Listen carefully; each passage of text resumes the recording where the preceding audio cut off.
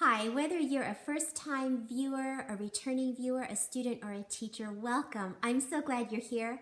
My name is Janine, and this is a place where we talk about school.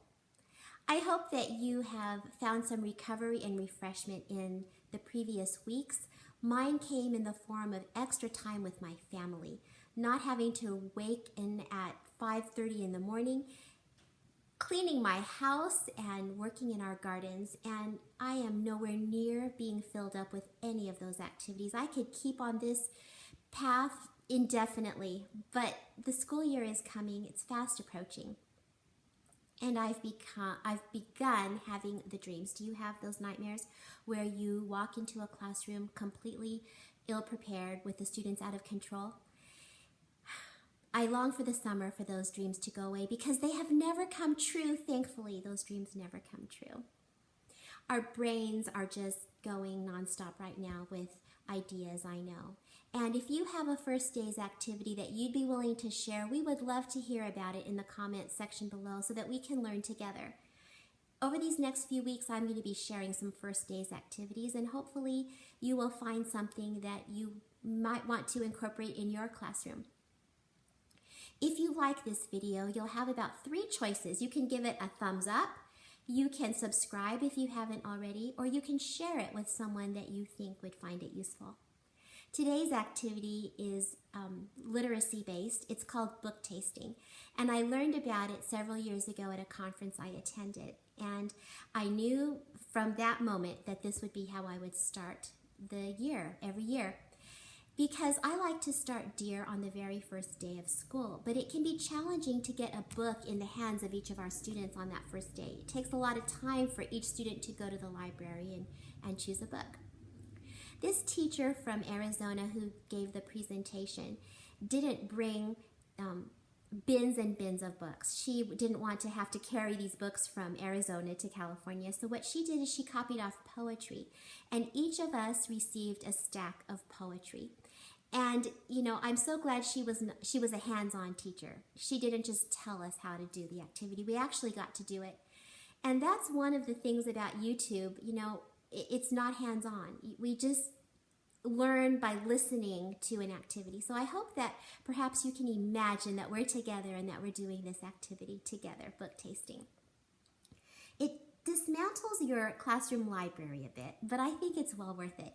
What you'll need is a stack of books for each one of your students. I like to put about 8 or 9 books per stack. And I am very conscious about varying the stacks in guided reading or in reading levels, in interest levels, the length of books, sizes of books. Here's a Farmer Boy book, and then an example of it in a simpler reading level. I include nonfiction, biography, poetry books, you know, those who are, what is books for biographies. And I always want to make sure I include sports books and those books that I like to call the gateway books, which help our reluctant readers to be enticed into reading. The Diary of a Wimpy Kid books. The Stephen Moore has a lovely series called King of the Bench books that helps those reluctant readers. The Timmy Failure books.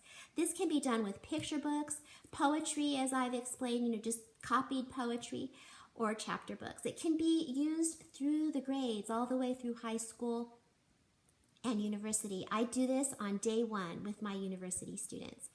Can you imagine walking into a history or English class in high school and instead of being introduced to the textbook, you're given a stack of books on a topic? I think that would be transformational, unforgettable of an experience. And then I went out and I went to Joann's and bought this delightful tablecloth fabric, and I had it cut. The yardage lady actually cut it for me, so I didn't walk home with a large piece of yardage. She cut them in sections of about 1 yard by 1.25 yards. And then I get snacks. I make sure every tablecloth has a plate of, I use the Trader Joe's alphabet cookies, some protein like string cheese, and grapes are wonderful. Adding food is always a bonus, and I know I'm always hungry, and my students are too. If you are looking for ways to get your students in groups, last school year I did a video on fun ways to group your students, and I'll ask my husband to link that for you so that if you would find that video helpful, you could watch it. And then you have to teach your students how to peruse. I have to teach them that they are going to see books at various levels, that we are all at different reading levels, and that's good. And I teach them to look at the cover, look at the author. Is this an author that they have somewhere before seen? Read the back, skim and scan, looking at pictures perhaps. Read the first page, a couple of paragraphs. That's how you peruse a book. And if you don't teach that, you'll find that they will just look at the cover and be done. Now, once you have your students in groups of about 4 or 5 per group, and they're seated around their tablecloth, and you've taught them how to peruse, you're ready to go. After the students have looked through one stack, they can choose one book, only one book. And that's the hardest part, because they're going to want to choose a few, but they can only take one book from a pile and put it behind their back. And then after a few minutes, you can vary the time according to your student's age, but after you've given the signal, then they're going to take their stack and pass it to the next person and get a brand new stack. And then they can choose a book from that stack to put behind their back, only one book. And sometimes there will be a stack of books that they found nothing that interested them, and that's okay too, but hopefully the next stack will have something that will interest them. And you see, when you have gone through all of the stacks in your group, you might end up with a few books that look like something you would want to read. And then that book, you pick one from that stack, that becomes your very first Dear book, and then we're ready to start Dear.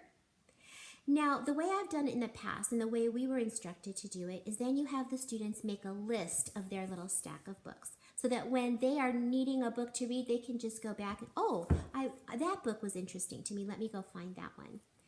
But this year I'm going to do it a little differently. I don't know that my students ever actually go back and refer to that list. I have them put the list in their binders, but I don't know. At least I've never seen them actually refer to it, and maybe that's my fault.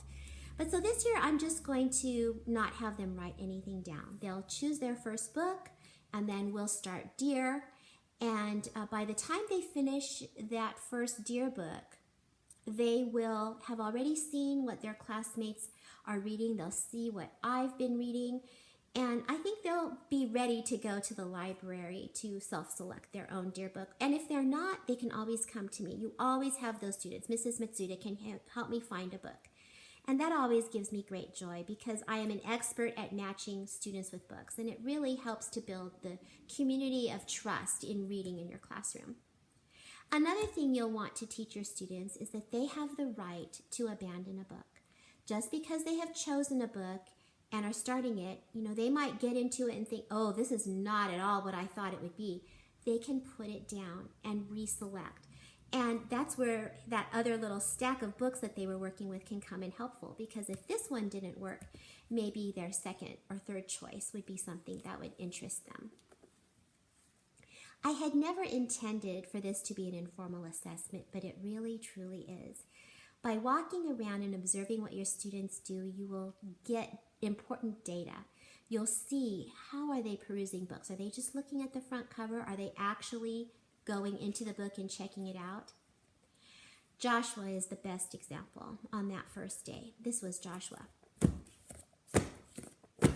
I went to him. I said, Joshua, what kind of books are you interested in reading? He said, I don't like any of these books. I hate reading. I had a lot of work to do with Josh, and that work actually began on that very first day with Read Aloud. That was the beginning of Josh's becoming a reader, was with my Read Aloud selection, The Worst Class Trip Ever by Dave Barry. That's the one I highly recommend you use for your first Read Aloud of the year. But the data that you glean is useful. It will benefit you through your year, and it helps you to just set the tone for what your year is going to be like in literacy. And on that first Dear Day, you may not be able to have, the length that is your goal. Your goal is probably 20 to 30 minutes of Dear time a day. You might have to start with 10 or 15 minutes, and that's okay. Another thing that you're going to have to teach your students is about how to begin Dear. If you don't teach them that they have to start Dear right away and with gusto, you will always have those students who take about 5 minutes before they even start Dear. And that is not only distracting, but it wastes precious Dear moments. So I set a timer. And, I tell them, you will start Dear. You will be engaged in your book within the first 60 seconds. And you can keep decreasing that time as time goes. And after a time that you have trained them, the students will all begin Dear right away. And the way I end Dear is I say something like this. Well, I hope, and I use a soft voice, I hope you're all at a good stopping point. And you'll always have students who say, no, I'm not at all. And that's always a good thing because you always want to leave them wanting more. I hope that you will experiment with book tasting. And if you do, let me know how it went in your classroom. Malala has a beautiful quote. Maybe you've seen it or read it in her book when you read it. It was, one teacher, one book, one pen can change the world. I want to help to change the world this year. If ever the world needed changing, it's now. So let's help to change the world together. And until we're together again next week, remember you are enough, and I can't wait to see you next week. Goodbye.